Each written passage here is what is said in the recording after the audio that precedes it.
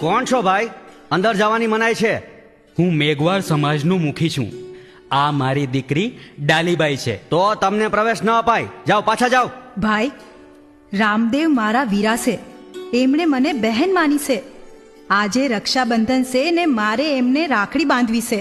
રણુજાના રાજાને રાખડી બાંધવી છે?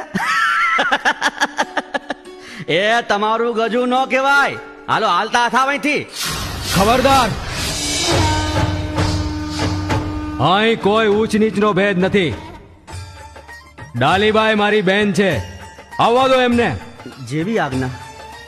શું વાત છે રામદેવ? રામદેવ, કેમ ગુસ્સામાં છો દીકરા?